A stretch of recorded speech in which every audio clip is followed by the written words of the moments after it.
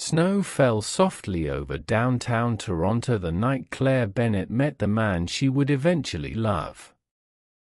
But if anyone had told her that the emotionally distant billionaire standing beside her brother's kitchen counter would someday become the safest place her heart had ever known, she would have laughed. Because Claire no longer believed men like Nathan Callahan were capable of love. And Nathan no longer believed love survived real life. Yet somehow, two people who had already given up on happiness were about to change each other forever. Before we continue, if stories about love, second chances, and healing mean something to you, take a moment to like this video and subscribe. It helps these stories reach people who need them the most. Now, let's continue. Nathan Callahan spent his evenings 40 stories above Lake Ontario, surrounded by silence expensive enough to impress strangers and lonely enough to slowly destroy a man. At 46, he owned buildings that changed skylines. Luxury waterfront towers. Corporate high-rises. Entire blocks of Toronto real estate that carried his company's name. Business magazines called him visionary. Financial networks called him ruthless. Employees called him intimidating. But none of those people saw him standing barefoot in the dark at 2 in the morning staring through floor-to-ceiling windows at a city full of lights that somehow made him feel even more alone. The penthouse was immaculate. Everything perfectly designed. Perfectly organized. Perfectly empty. Nathan loosened his tie slowly and dropped it across the marble kitchen counter before pouring himself another glass of whiskey he didn't actually want. The television played muted financial news in the background. Another acquisition. Another victory. Another billion added to a number that stopped meaning anything years ago. His phone buzzed. A text from a woman whose last name he barely remembered. Dinner was wonderful tonight.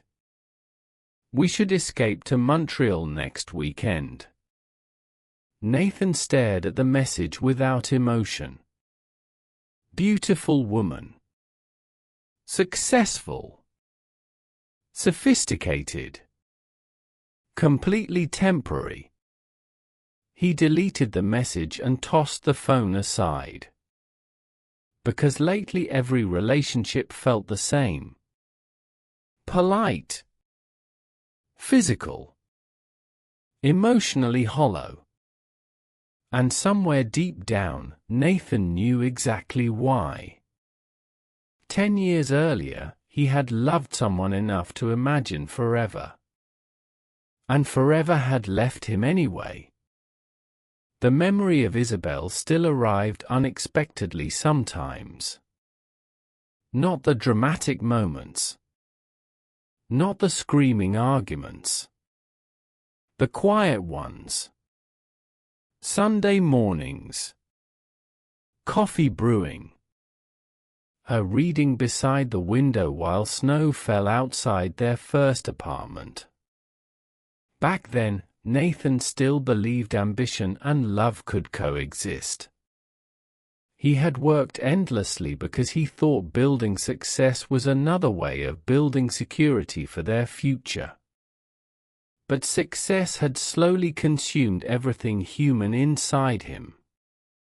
Late nights became missed anniversaries. Business trips became emotional avoidance. Eventually they stopped talking about feelings altogether because silence was easier than disappointment. And then one winter evening Nathan discovered messages on her phone from another man. Not graphic. Not scandalous. Worse. Intimate. Emotionally intimate. The kind of conversations people only have when love has already left somewhere else. The divorce didn't explode dramatically. It simply collapsed. Like a building slowly rotting from the inside until one day there's nothing left holding it together. After Isabel left, Nathan stopped believing emotional vulnerability was worth the risk. So he did what powerful men often do when they're emotionally broken. He became even more successful. And for years, no one noticed the difference. Except Liam Bennett, Nathan's best friend since university.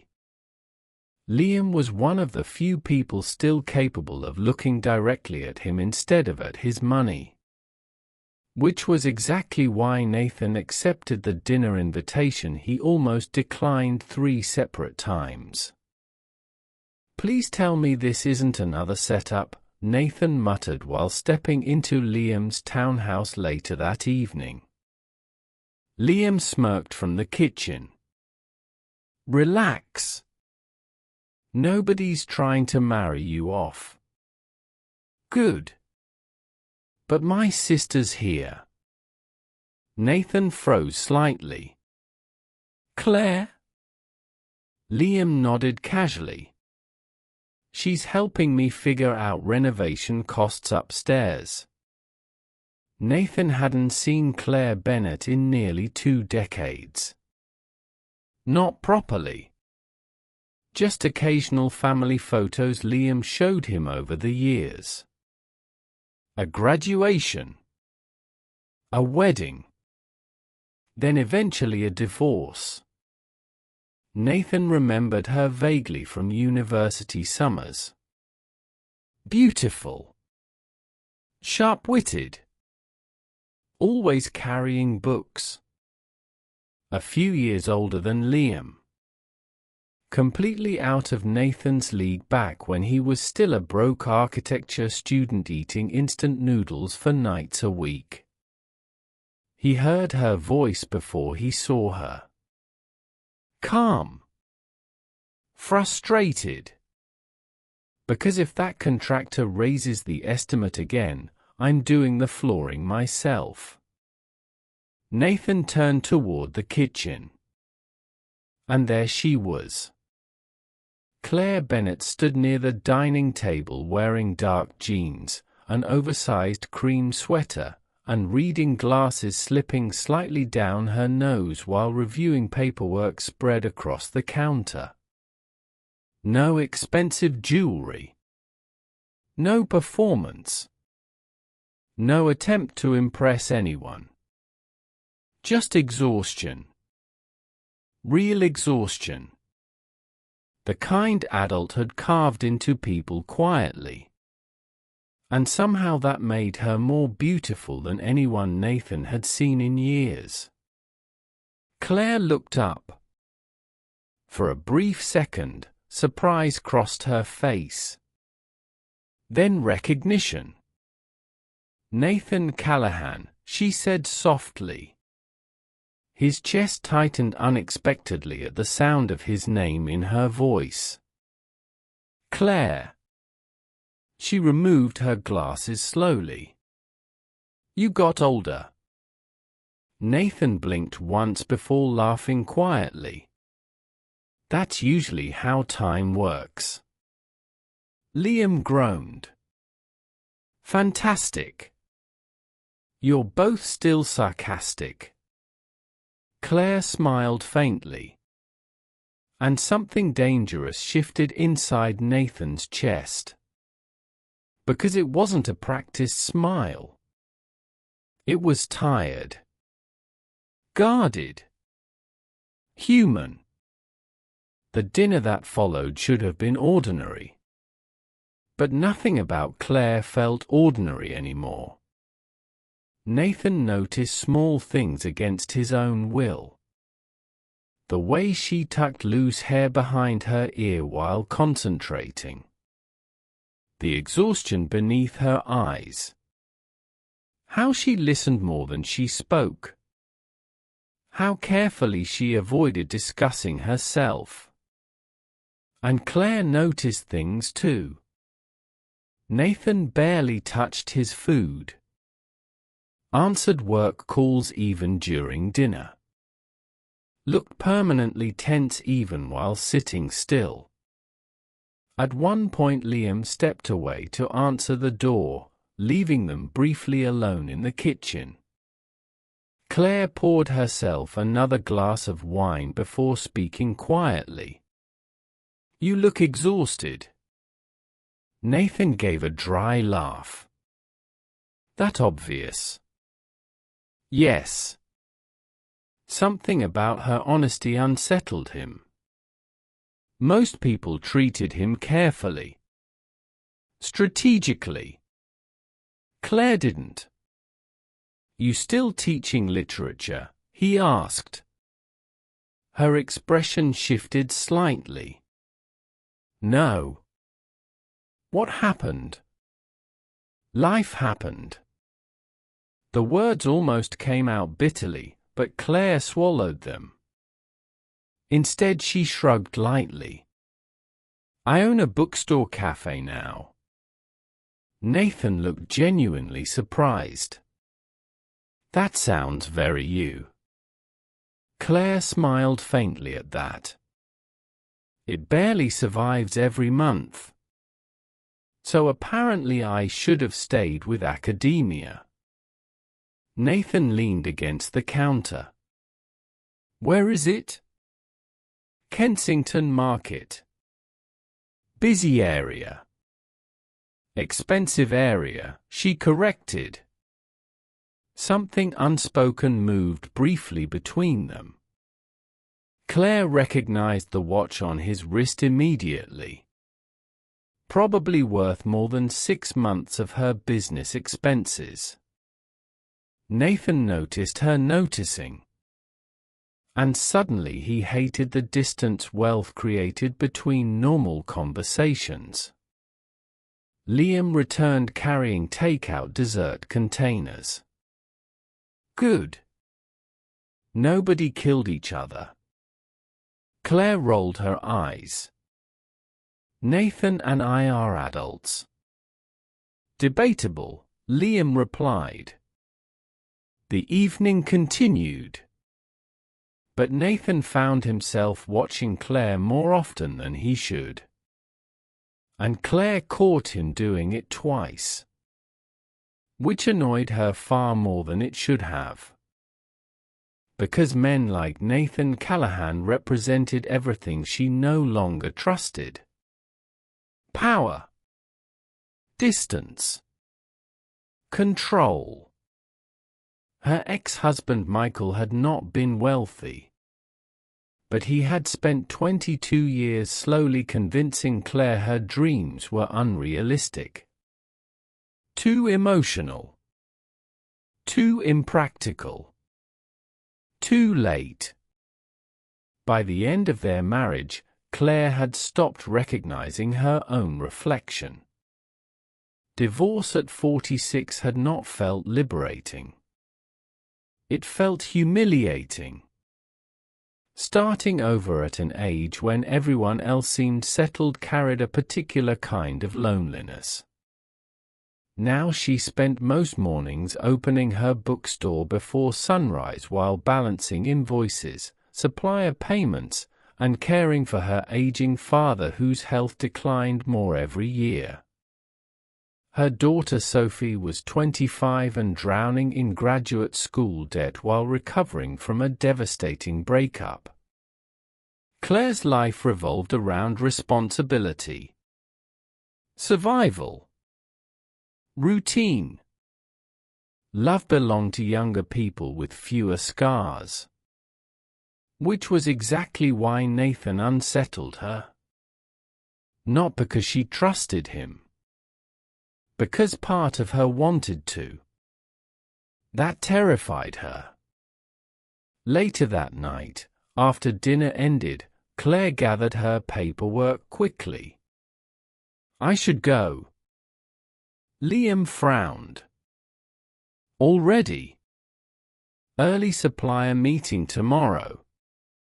Nathan stood instinctively as she reached for her coat. I'll walk you out. You don't have to. I know. The hallway outside Liam's townhouse was quiet. Snow drifted past the streetlights outside. Claire wrapped her scarf around her neck while Nathan held the building door open for her. For a moment neither moved. Then Claire looked up at him carefully. You seem different than I expected. Nathan's expression darkened slightly with amusement. That good or bad? I haven't decided yet. God. That smile again.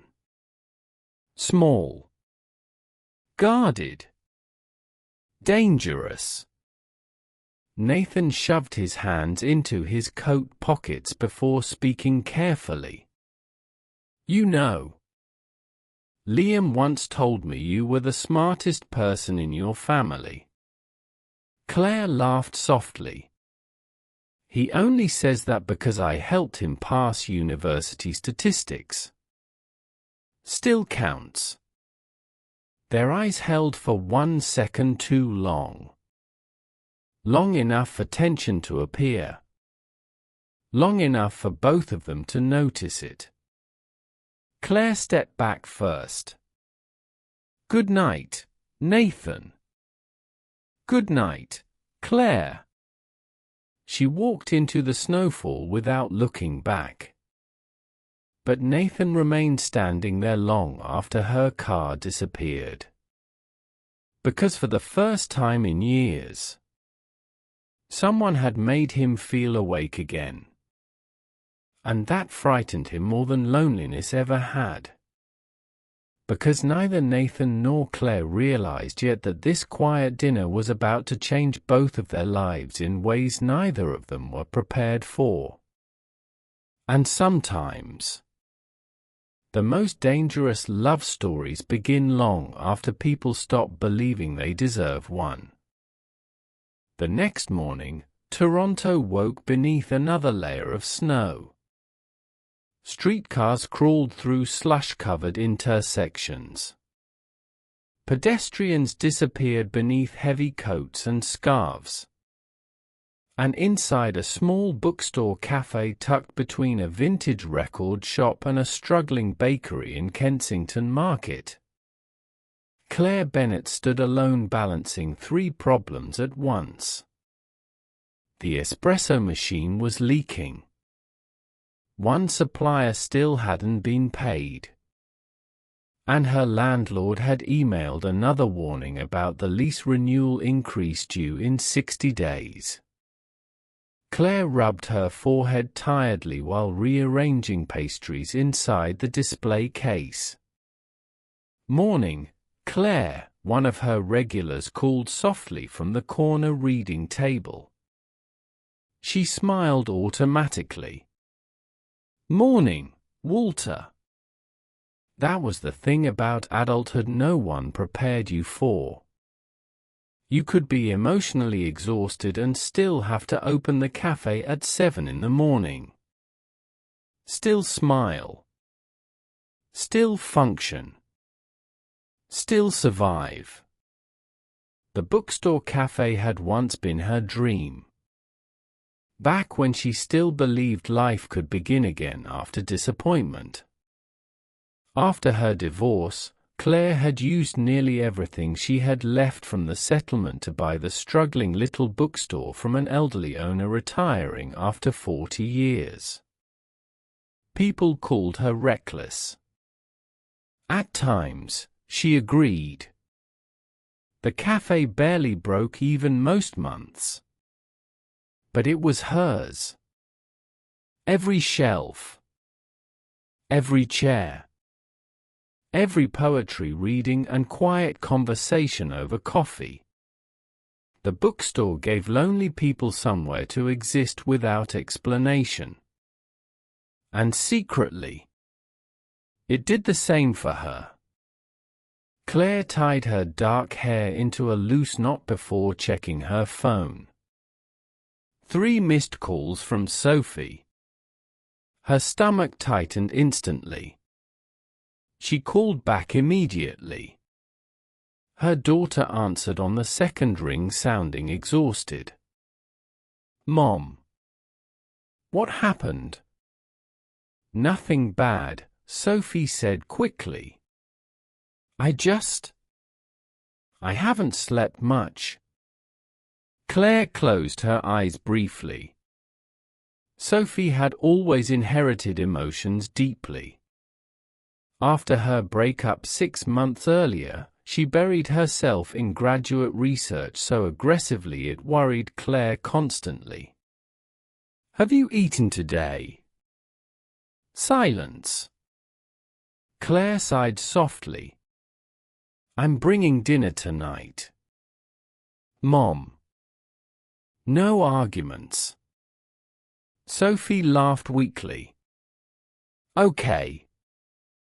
After the call ended, Claire leaned against the counter for a moment. Some days it felt like everyone needed something from her. Her father. Her daughter. Her employees. The café. And somewhere along the way, Claire had forgotten what it felt like for someone to take care of her. The bell above the bookstore door chimed. Claire looked up automatically. And froze. Nathan Callahan stood near the entrance holding snow-covered gloves in one hand. Tall. Composed. Wearing a charcoal wool coat that probably cost more than her monthly rent.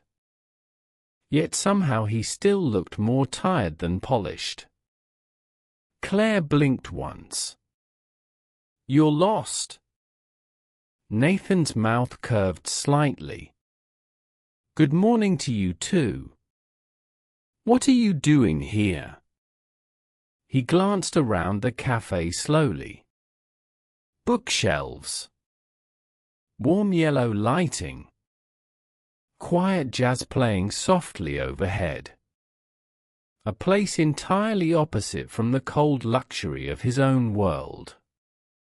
"You mentioned this place last night," he said. "I was nearby." Claire raised an eyebrow immediately. No billionaire is ever nearby Kensington Market accidentally. Nathan actually laughed at that. The sound caught her off guard. It changed him. Made him look less intimidating. More human.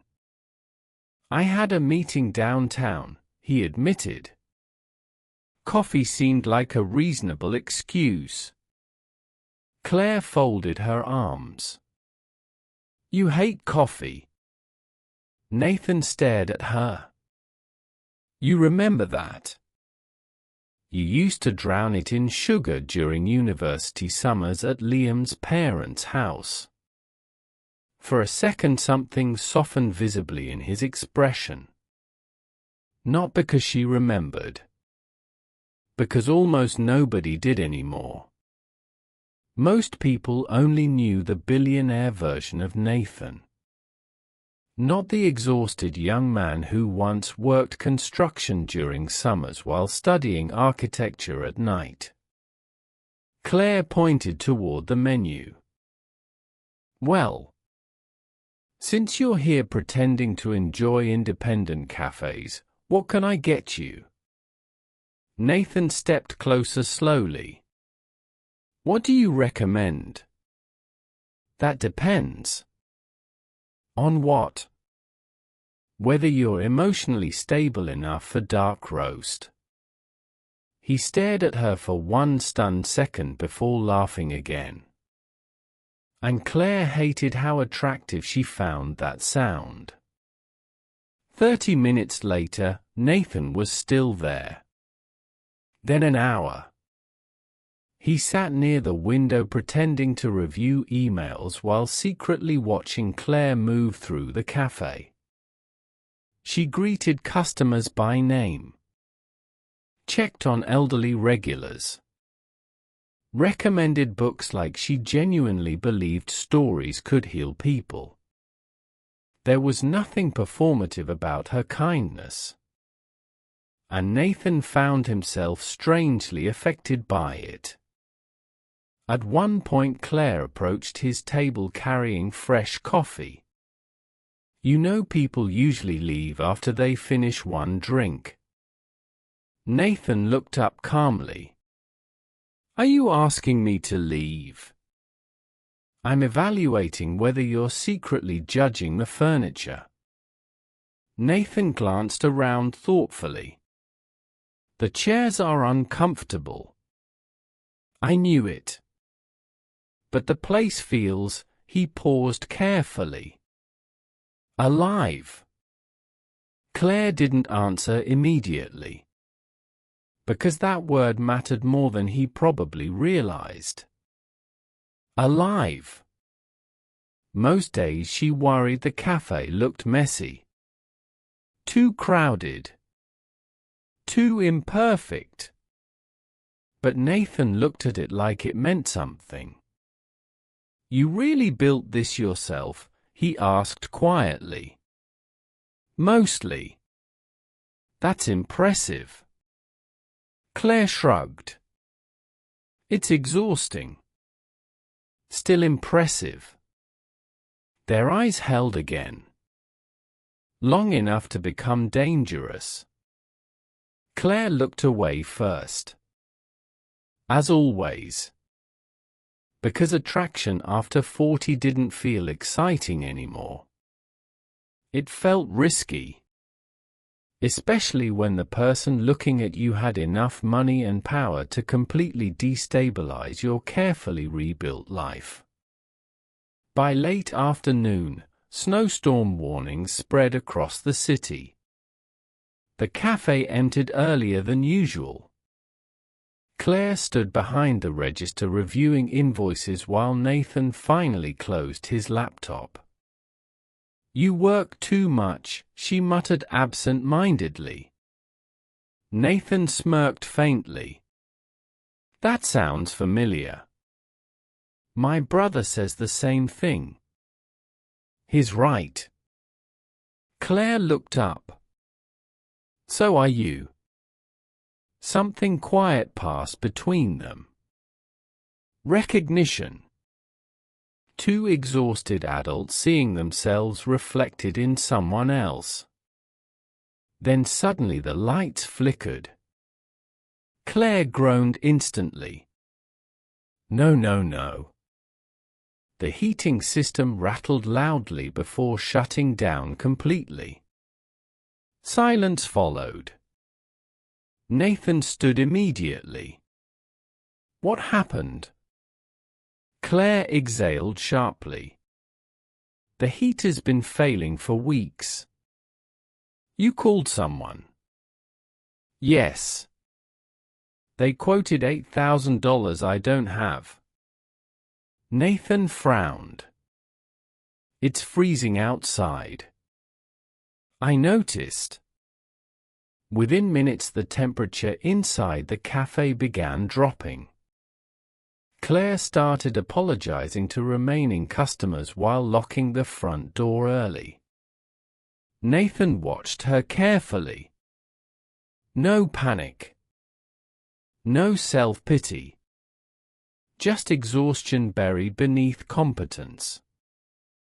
You shouldn't stay here tonight, he said quietly after the last customer left. Claire pulled her coat tighter. I still have inventory to finish. In this temperature, I don't have much choice. Nathan hesitated, then slowly removed his gloves. My maintenance division handles commercial properties. Claire immediately stiffened. No. It's not charity. It absolutely is. Nathan stepped closer carefully. Claire. No. The tension sharpened instantly. Because pride mattered when you spent years rebuilding dignity from nothing. Nathan lowered his voice. I'm not trying to insult you. You don't understand what it feels like, she said quietly, when people assume you need saving. That stopped him. Because suddenly he understood this wasn't about heating. It was about survival. About spending years proving she could stand on her own after a marriage that made her feel small. Nathan's expression softened. I know you don't need saving. Claire looked at him carefully. And how would you know that? Because nobody survives what you survived and builds this place afterward unless they're stronger than everyone around them realizes. The room fell silent. Claire stared at him. Really stared at him. And for the first time, she saw something unexpected beneath the billionaire exterior. Loneliness. Real loneliness. Not performative sadness.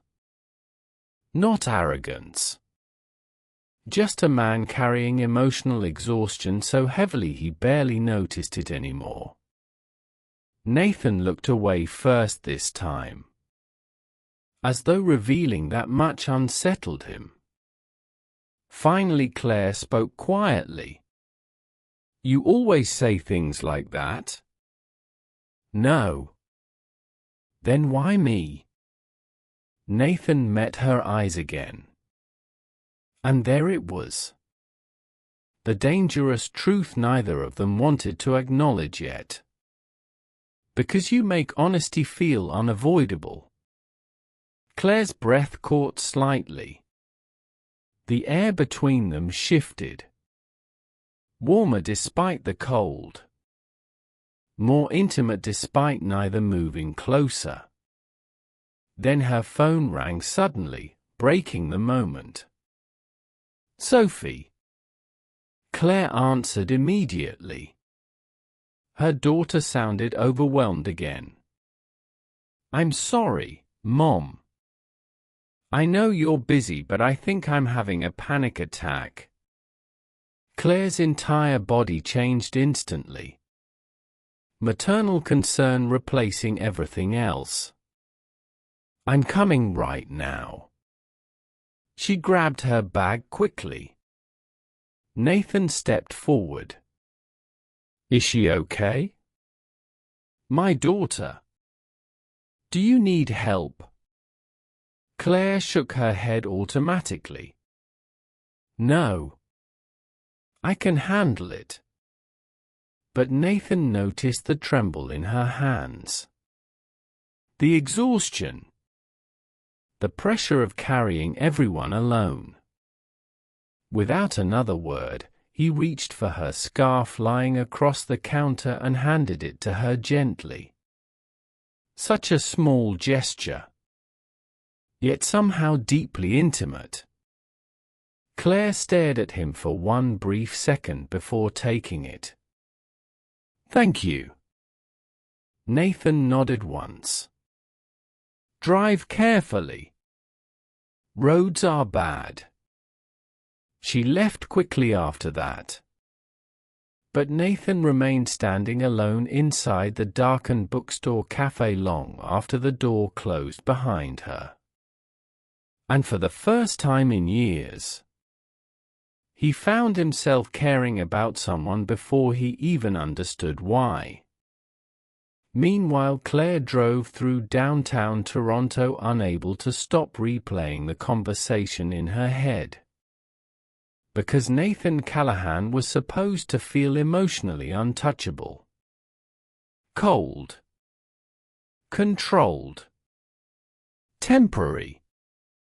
Instead, he felt dangerous for an entirely different reason. He made her feel seen.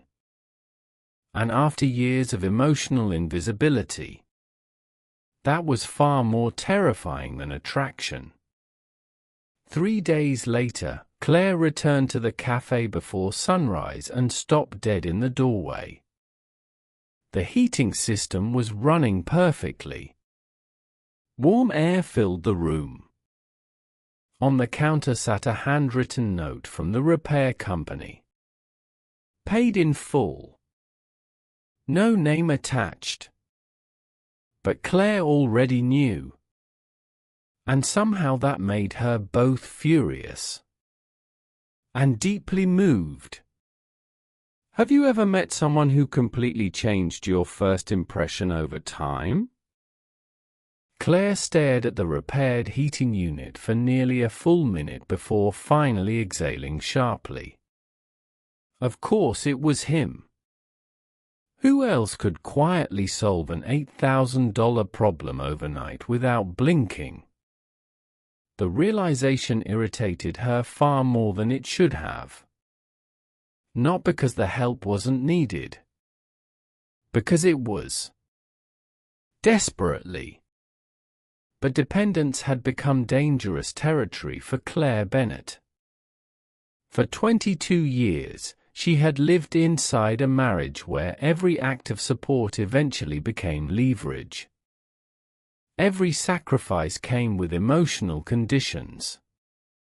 Michael used to pay bills during difficult seasons only to remind her later how much she owed him for surviving. That kind of relationship changed people. It taught them to fear generosity, especially from powerful men. Claire walked slowly toward the counter and picked up the invoice again. Paid in full. No signature.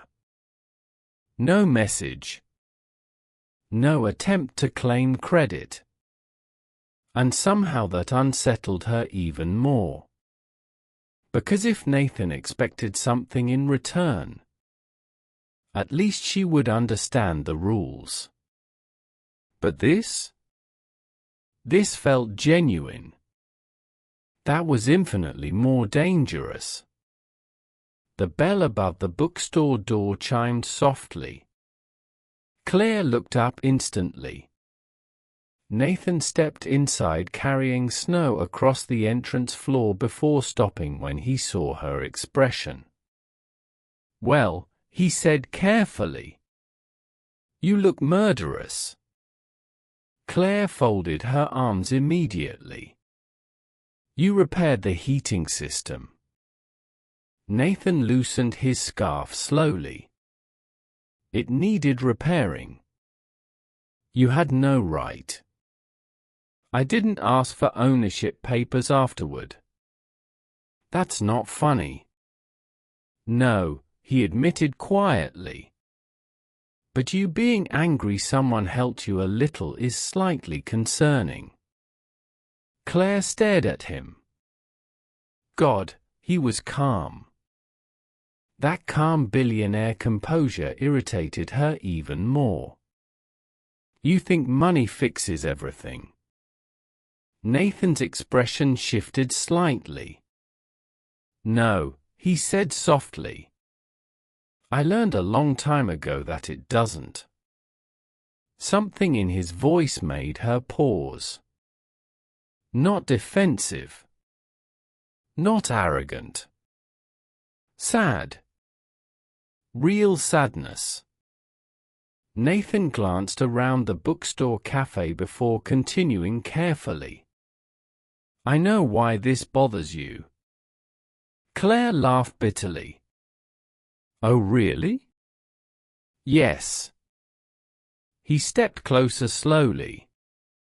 "Because accepting help feels dangerous when people spent years making you feel guilty for needing it."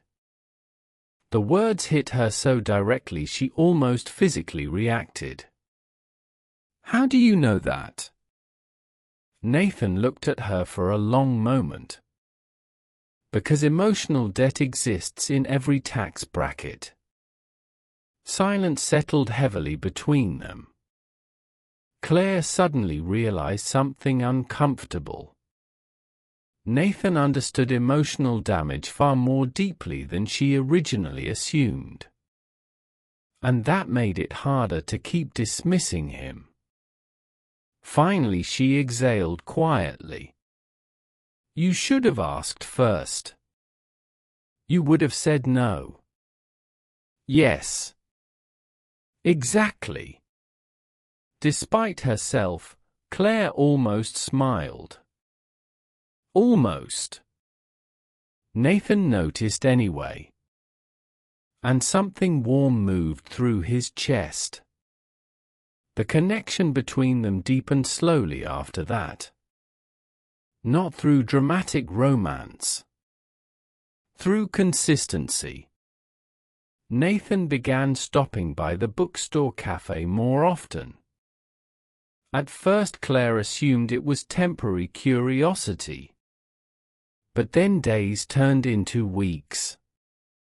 Sometimes he worked quietly near the window for hours.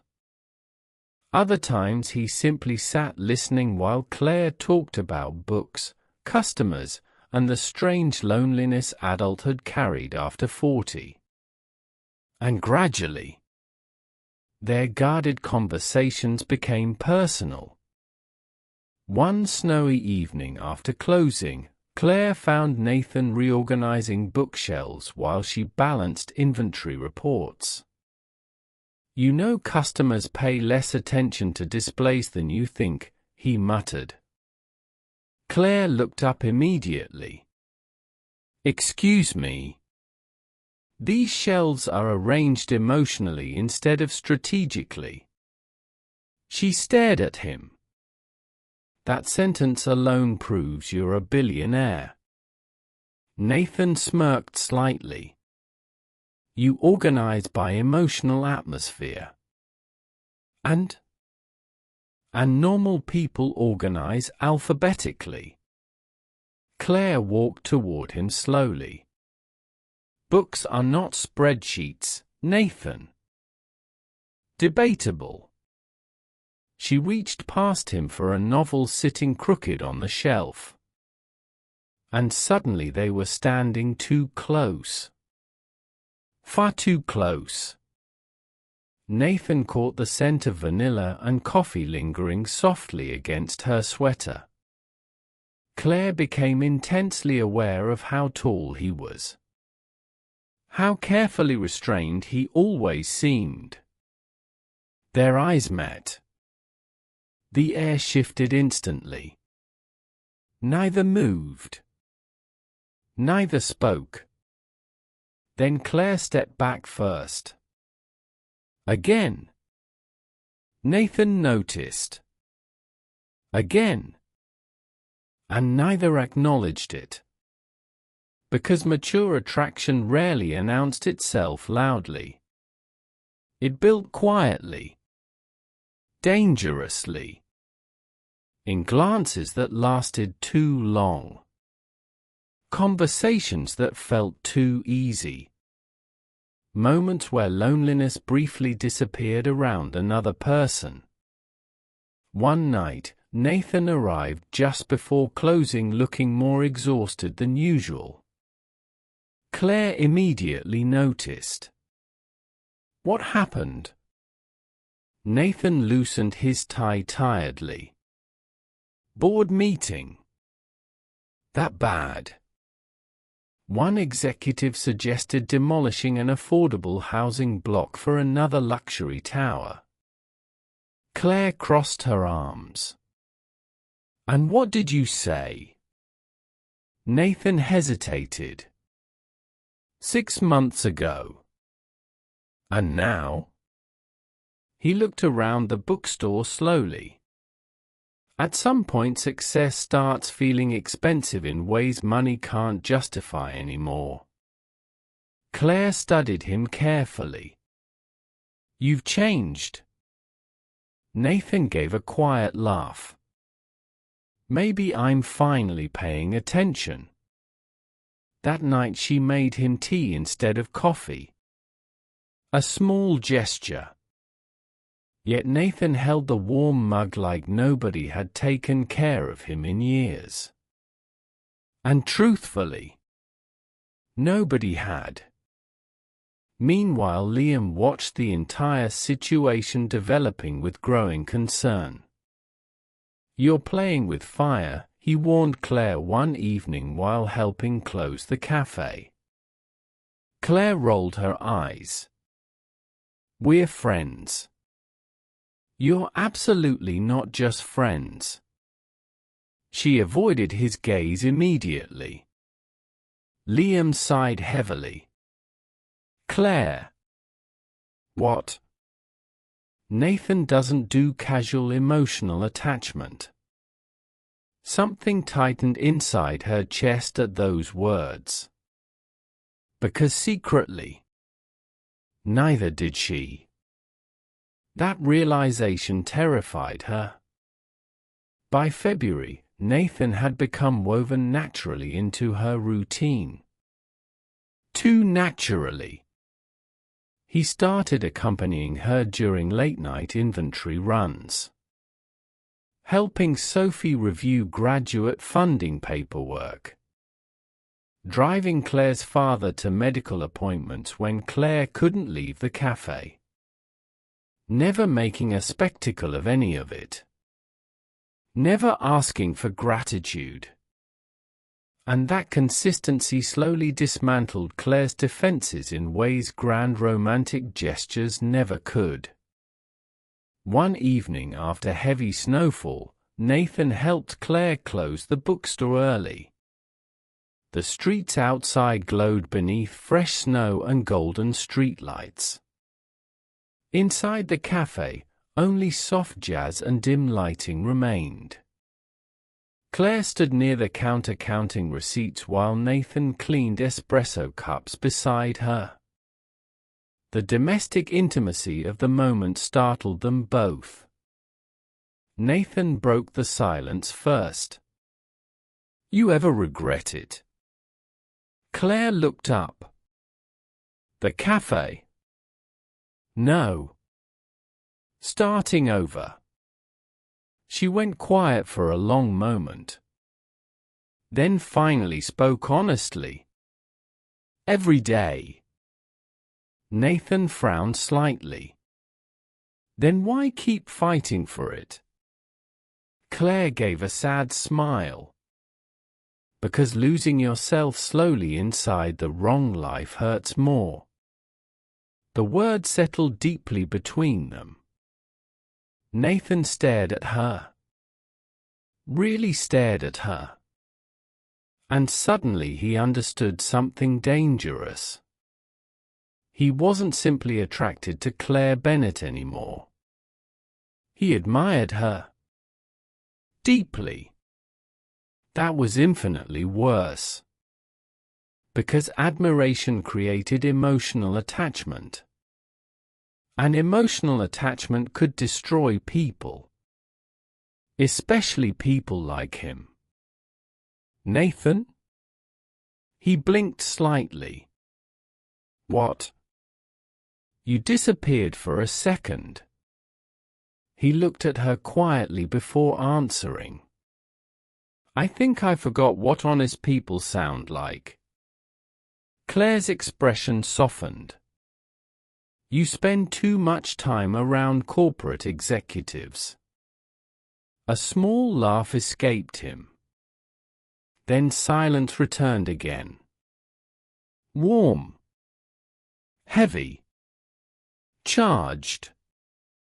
Claire finally walked toward him slowly. Close enough to see exhaustion beneath his eyes.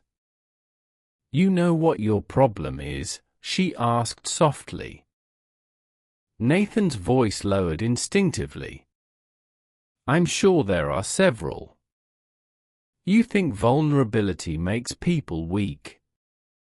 His jaw tightened slightly. "That's not true." "Yes, it is." Claire's gaze held his steadily.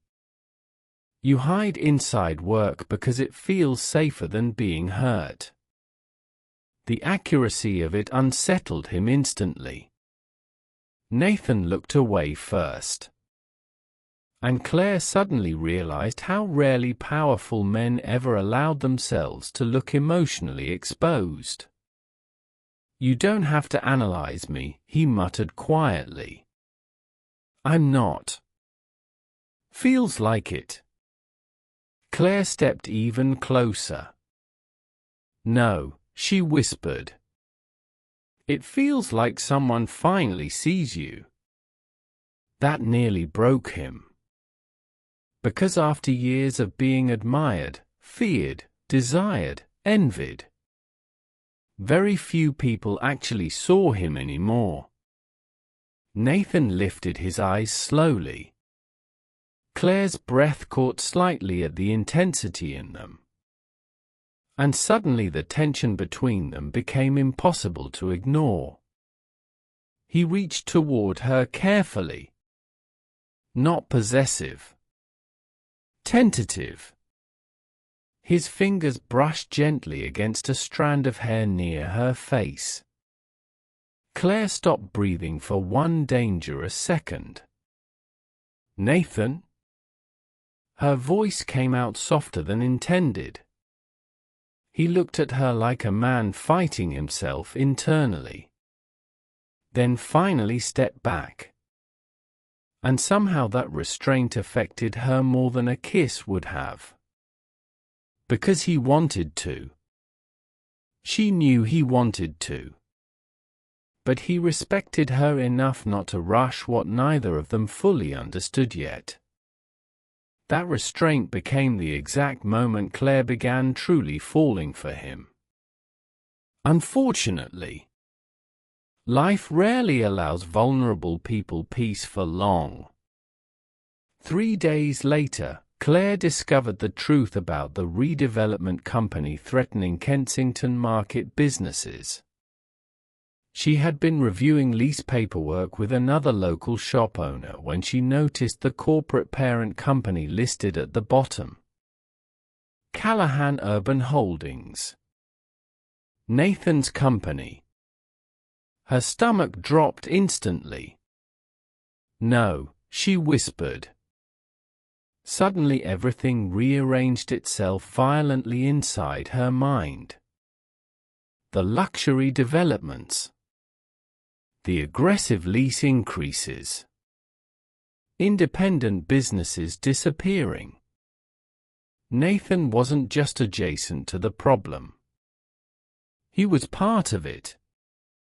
And for the first time since meeting him, Claire wondered if she had been foolish enough to trust another man who knew exactly how to hide uncomfortable truths.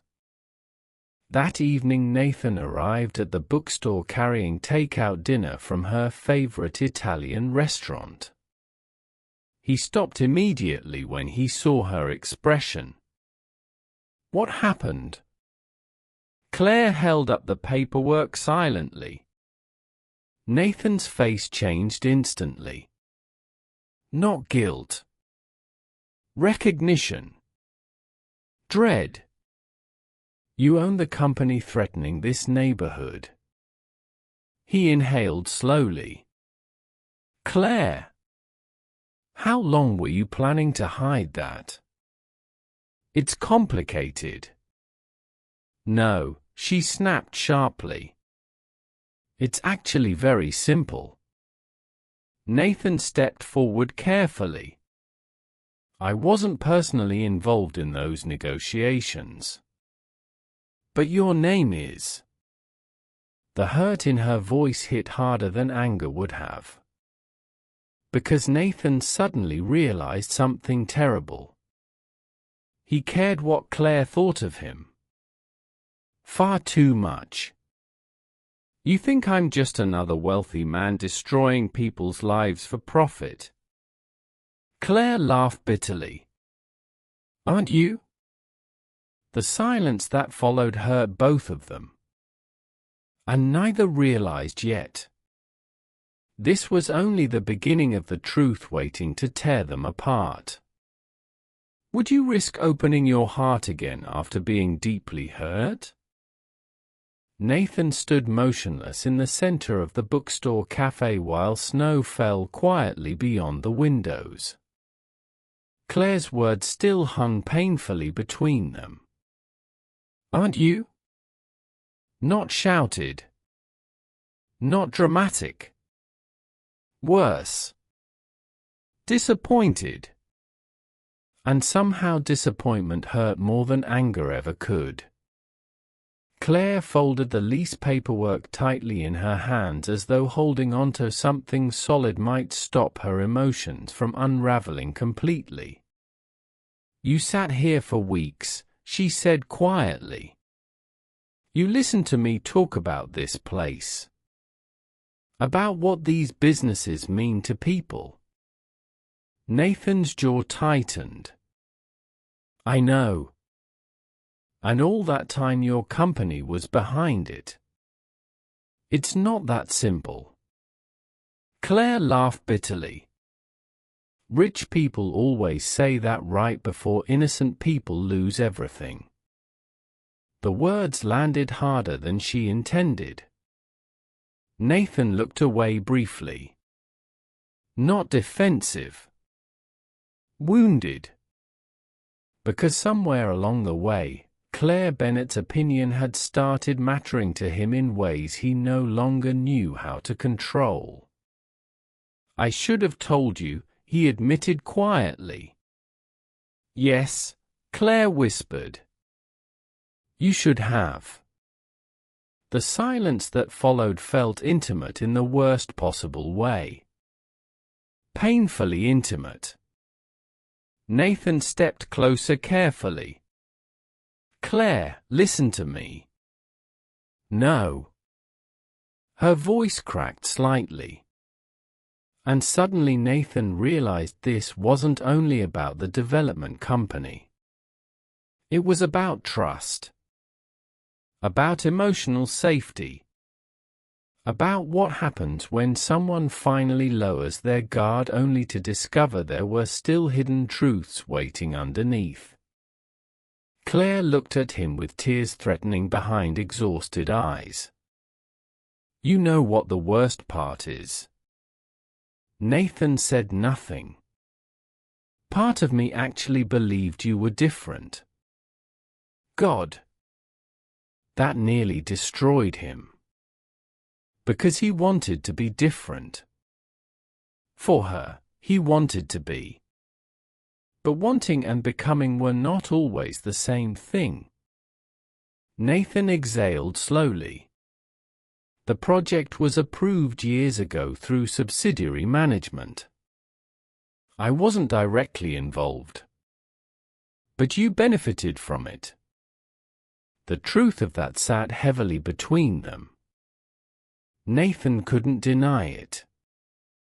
And for the first time in years, being powerful suddenly felt ugly. Claire shook her head slowly. "I can't do this again." "Again?" She laughed softly through visible heartbreak. "Do you know what emotionally manipulative men have in common?" Nathan's chest tightened. "They always make women question their instincts." "Claire." No, her voice sharpened. "You don't get to stand there looking wounded like you're the victim in this situation." Nathan fell silent immediately. Because she was right. Claire wiped beneath her eyes quickly, embarrassed by her own emotions. "I spent years rebuilding my life after Michael made me feel small. I finally start trusting someone again and suddenly I discover there were still things hidden from me."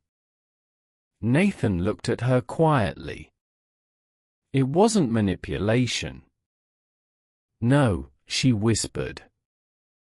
"Then why didn't you tell me?" "Because I was afraid to lose you." The answer burned inside him. But he couldn't say it. Not now. Not while trust was collapsing between them. Claire stepped backward slowly. I think you should leave. Nathan didn't move immediately, because every instinct inside him screamed to fix this. Explain harder. Fight harder. Convince her. But somewhere beneath all that desperation, another realization emerged. Love wasn't forcing someone to stay long enough to understand you. Sometimes love meant respecting their pain enough to let them walk away. So finally Nathan nodded once, and left without another word. The bookstore door closed softly behind him. Claire stood there alone afterward, trembling from emotional exhaustion she could no longer contain. Because the worst part wasn't losing Nathan. The worst part was realizing how deeply she had already started loving him. The weeks that followed felt unbearably long. Toronto slowly shifted from winter toward early spring. Snow melted into gray sidewalks and cold rain. But neither Nathan nor Claire seemed capable of moving forward emotionally. Claire buried herself in work again. Long hours. Inventory reports. Coffee orders. Routine. Anything to avoid thinking about him. But grief has strange ways of appearing unexpectedly. She noticed it in small moments. A chair near the window he used to sit in. The absence of his quiet laughter during closing hours. The way nobody else listened to her talk about books like stories actually mattered. Even Sophie noticed the difference. "You miss him," her daughter said gently one evening while helping close the café. Claire kept organizing receipts without looking up. "No, I miss who I thought he was." Sophie studied her carefully. "That's not the same thing."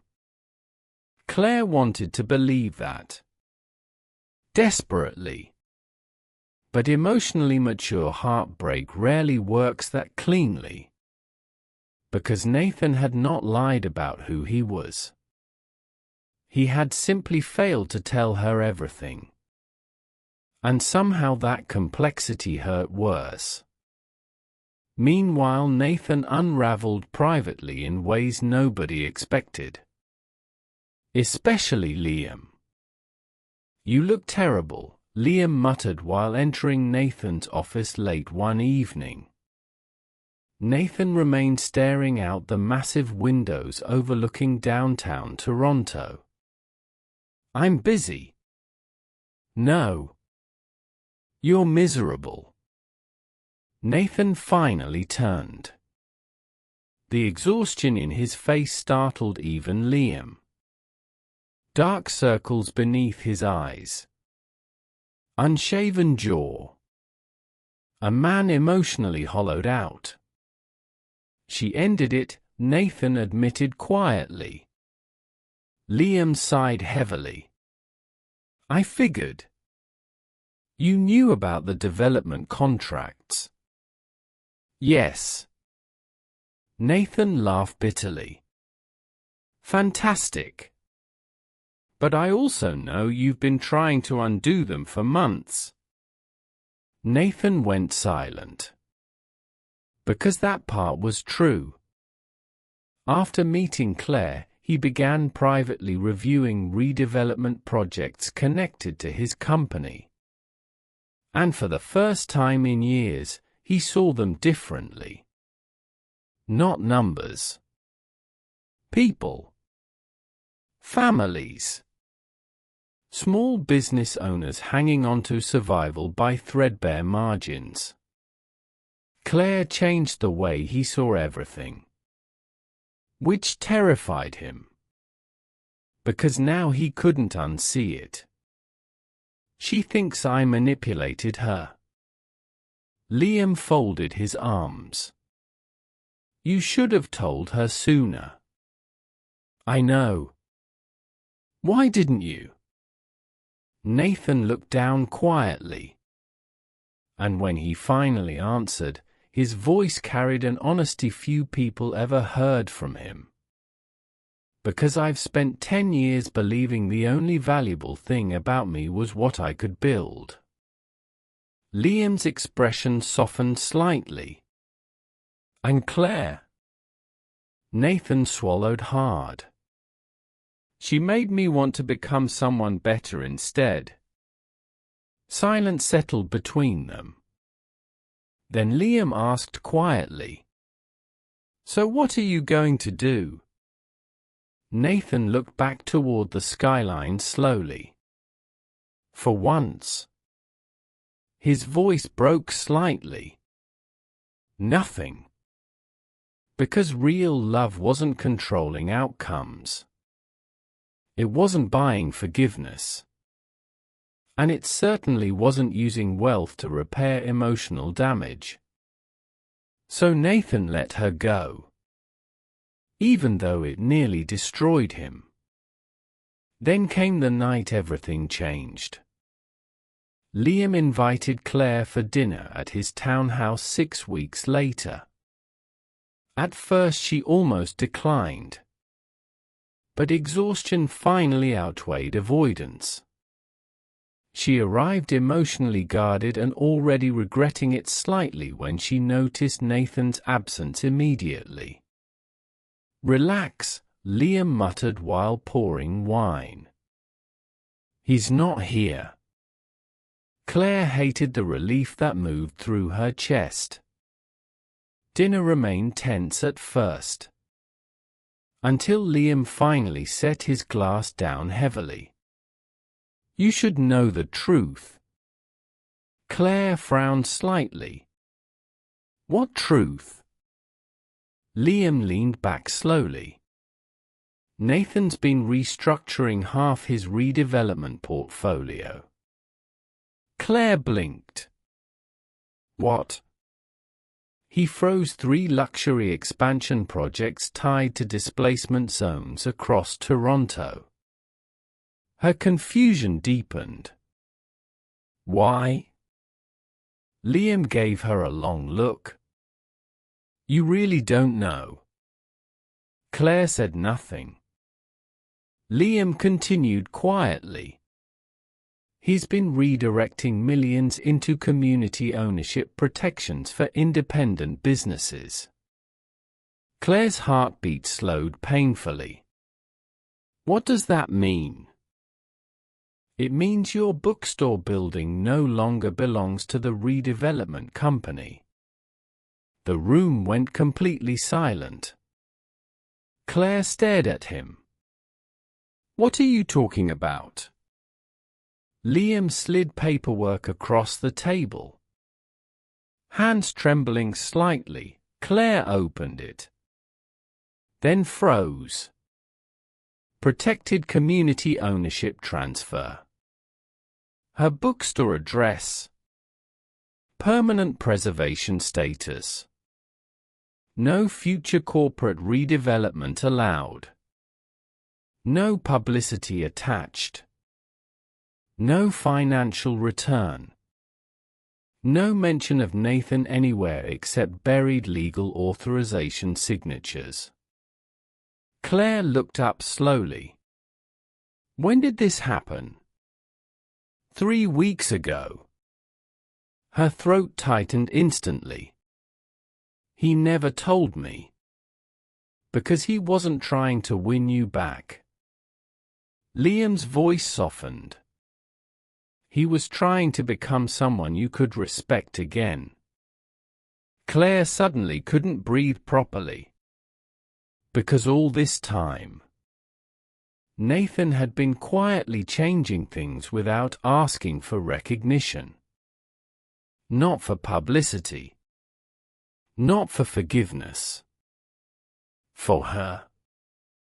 And maybe for himself too. That realization shattered something inside her. Something painful. Something protective. Something she had spent years building. 2 nights later, Claire stood on the rooftop of Nathan's unfinished waterfront development while freezing wind moved through the city skyline around them. Toronto glowed beneath the dark sky. Nathan stood near the edge overlooking Lake Ontario when he heard the rooftop door open behind him. He turned slowly and stopped breathing. Claire. For several seconds neither spoke. Neither moved. The emotional distance between them felt enormous. Then finally Claire stepped closer. You saved the bookstore. Nathan looked away briefly. It wasn't about saving a bookstore. Then what was it about? He laughed quietly without humor. Trying to sleep at night. Claire watched him carefully. He looked thinner. More tired. Less composed than before. Like Heartbreak had stripped away some of the emotional armor he spent years constructing. Why didn't you tell me? Nathan's answer came immediately. Because if I did it hoping you'd come back, he swallowed hard. Then it wouldn't mean anything. God. Claire's chest physically hurt hearing that. Nathan shoved his hands into his coat pockets against the cold. I can survive being hated, he admitted softly. I've survived worse than that. Claire felt tears threaten instantly. But losing the chance to love you honestly. His voice broke slightly for the first time. I don't think I recover from that. The vulnerability in those words nearly unraveled her completely. Because powerful men were not supposed to sound that afraid. That human. Claire stepped closer slowly. Nathan? He shook his head lightly. You were right. She frowned slightly. About what? I spent years believing emotional distance was strength. He looked at her directly now. But it wasn't strength. It was fear. The honesty in his eyes felt unbearable. Then finally Nathan told her the truth he had never shared with anyone except his therapist. After my divorce, he said quietly, I wrote something down during therapy. Claire listened silently. A promise. He looked out toward the city again. If I ever loved someone again, I wouldn't choose power over people anymore. Claire's breath caught softly. Nathan continued. I wouldn't hide inside work. A pause. I wouldn't mistake emotional isolation for control. Then finally he looked back at her. And I wouldn't let fear turn me into someone incapable of being loved properly. Tears slid silently down Claire's face. Because suddenly she understood something profound. Nathan had not simply fallen in love with her. He had changed because of her. And maybe that was what mature love actually looked like. Not perfection. Transformation. Do you think love should always get a second chance, or are some wounds too deep? The Toronto skyline looked different in spring. Less harsh. Less distant. As if even the city itself had softened after the long winter. Claire Bennett stood behind the counter of her bookstore cafe early one morning, running her hand slowly across the wooden surface she had polished more times than she could remember. But today, something felt different. The air was lighter. Not because her problems had disappeared, but because something inside her had finally stopped breaking. The legal documents Liam had shown her were still sitting in a folder beneath the counter. Permanent community protection status. No redevelopment risk. No sudden rent spikes. No corporate erasure waiting in the background anymore. Her bookstore was safe. For the first time in years, Claire could breathe without fear sitting behind it. And she knew exactly who had made that possible. But what unsettled her most wasn't gratitude. It was understanding. Nathan Callahan had not tried to win her back with wealth. He had removed his power from the equation entirely. That kind of choice didn't come from control. It came from love. The kind that hurt to give. Claire looked toward the window where he used to sit. Empty now. And strangely, she missed him more in his absence than she ever did in his presence. Across the city, Nathan stood alone inside a nearly completed waterfront development overlooking Lake Ontario. The glass walls reflected a man who no longer felt like the same person who built the empire outside. He had stopped attending unnecessary meetings. Stopped chasing expansion deals that no longer aligned with what he understood about impact. And for the first time in years, he had started sleeping. Not well, but honestly. His phone buzzed on the table. Liam. You should come see this. Nathan hesitated before replying. What? Just come. That was unusual enough to make him leave within 10 minutes. When Nathan arrived at the bookstore cafe, he stopped outside the door. Because something was different. The lights were warmer. The front window had been redesigned with a small handwritten sign. Evenings of stories and poetry, community nights every Friday. Inside, people were laughing. Not loudly, but comfortably. The kind of laughter that only existed in places where people felt safe. And then he saw her. Claire Bennett stood near the counter helping an elderly customer choose a book, her expression calmer than he had ever seen it. Still tired. Still real.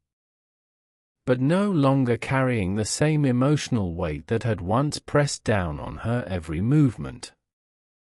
Nathan didn't move at first. He simply watched. Because he wasn't sure he had the right to interrupt this version of her life. Then Liam appeared beside him. She's been waiting, Liam said quietly. Nathan frowned slightly. For what? Liam didn't answer. He just stepped aside. And that's when Claire looked up. Their eyes met instantly. The entire cafe seemed to fade into the background. People. Noise. Movement. Gone. Only the two of them remained. Claire didn't smile immediately. Neither did Nathan.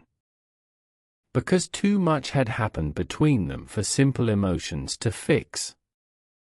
Claire walked slowly toward the door and opened it. Cold spring air slipped inside. She studied him for a long moment. Then finally spoke. "You didn't come back." Nathan exhaled slowly. "I didn't think I should." Claire nodded slightly. "That's what I thought." Silence. Not uncomfortable. Just honest. Then Claire said something that changed everything. "I read everything you did." Nathan's expression tightened slightly. "You weren't supposed to." "I know." Another pause. Then her voice softened. "You didn't do it to fix things with me." "No. You did it because you meant it." Nathan nodded once. "Yes." Claire looked down for a moment, collecting herself. Then she stepped closer. "You know what I realized?" Nathan's voice was quiet. "What?" "I didn't stop trusting you because of what you did." He waited. "I stopped trusting you because I was afraid of needing someone again." That truth hung between them heavily. Raw. Honest. Human. Claire looked up at him. "And that's not your fault." Nathan's breath caught slightly. Claire continued softly. "But I also realized something else." "What?" A small pause. Then, "I miss you." The words weren't dramatic. They weren't rehearsed. They were simple. And that made them devastating. Nathan closed his eyes for a brief second like he needed to steady himself. When he opened them again, his voice was quieter than usual. "I didn't think I'd hear that again." Claire gave a faint, tired smile. "Neither did I." Silence returned. But this time it felt different. Less like distance. More like possibility. Nathan spoke carefully. "I didn't come here to ask you for anything." "I know. I just needed to see you like this." Claire tilted her head slightly. "Like what?" Nathan looked at the café. Alive. Warm. Full of people. Then back at her. Free. Something broke softly in Claire's expression. Because that word mattered more than anything else he could have said. Claire stepped forward again until only a small space remained between them. "You changed things," she said quietly. Nathan shook his head slightly. "You changed me first." The honesty between them felt fragile now. Not painful. Just delicate. Like something that had survived damage but still deserved care. Claire took a slow breath. "I don't know what happens next." Nathan nodded. "Neither do I." Another pause. Then Claire did something unexpected. She reached out and gently adjusted the cuff of his coat, something small, intimate, unspoken. "You look tired," she whispered.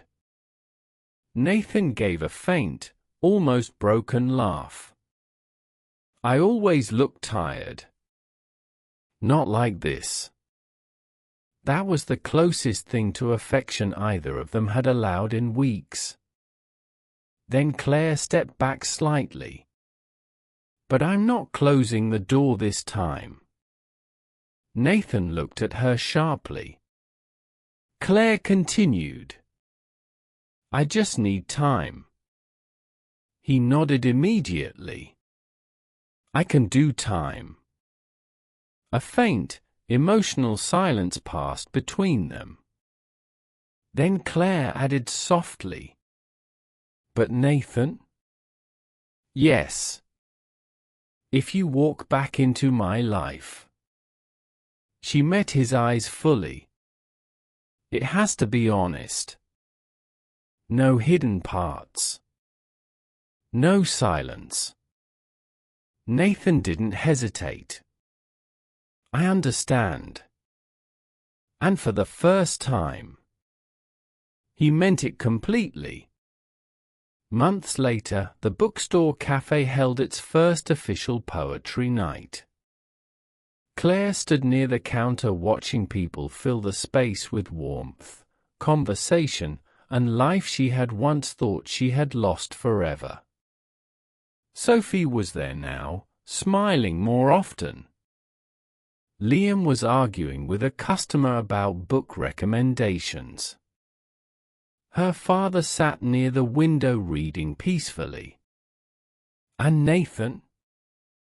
Nathan sat quietly in the back corner. Not as a billionaire. Not as a savior.